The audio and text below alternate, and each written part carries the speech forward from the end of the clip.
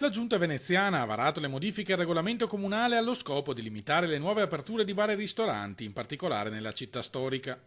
Le modifiche arrivano a 5 anni dall'entrata in vigore del blocco di nuovi pubblici esercizi nelle 6 aree di tutela, che ha portato da un lato alle aperture selvagge di locali nelle aree libere e dall'altro alla proliferazione dei take-away in quelle interdette.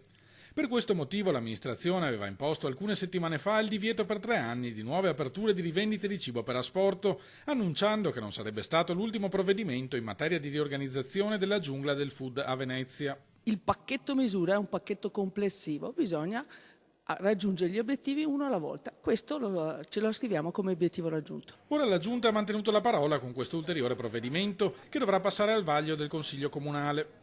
Il nuovo regolamento prevede l'estensione dei limiti del 2012 all'intera città storica con l'esclusione di Saccafisola, Santa Eufemia, Redentore e Tronchetto.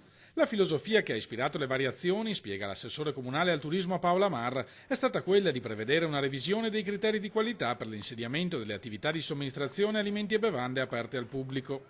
I punteggi richiesti per le nuove aperture di bar e ristoranti saranno innalzati anche in alcune zone di Mestre.